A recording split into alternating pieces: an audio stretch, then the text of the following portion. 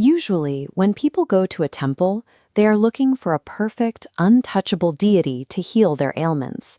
But in the coastal city of Puri, India, something highly unusual happens after the annual Grand Bathing Festival. The deity himself falls sick with a fever for 15 days, a period known as Anasara.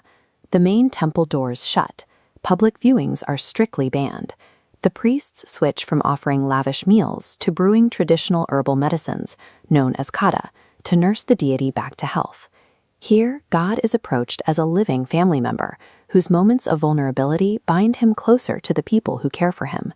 This intimate human connection happens inside a structure that defies explanation, the 214-foot-tall Jagannath Temple. Despite its towering height, the main dome of this building casts no shadow at any point during the day.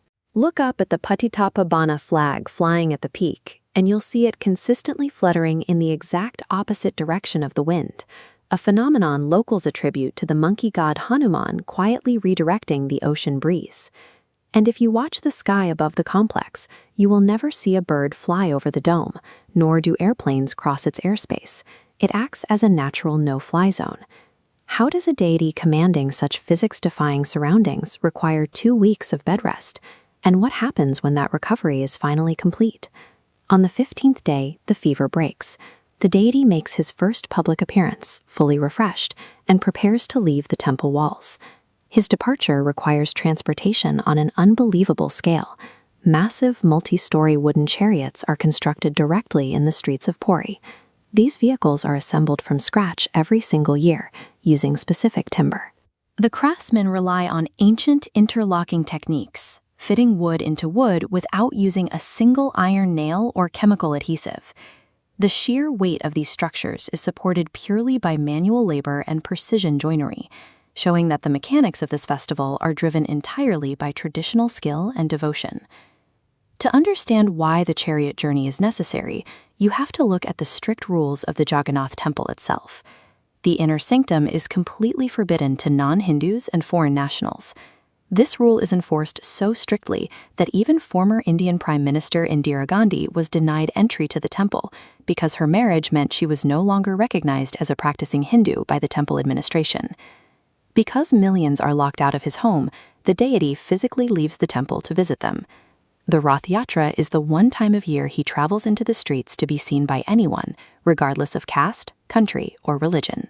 Before the chariots move, the reigning king of Puri arrives and performs the Chera Pahara ritual, personally sweeping the ground in front of the wheels with a golden broom. When the highest ruler in the land performs the labor of a street sweeper, the barrier between the king and the commoner disappears. For these 9 days, the street itself becomes the sanctuary. Once out in the sunlight, the physical form of Jagannath is finally visible. He has large, unblinking eyes, a wide face, and a solid wooden body with no visible hands or feet. Legend says the idols remained in this half-finished state because the king opened the doors before the divine carver was finished. This suggests the deity intentionally leaves space for human participation.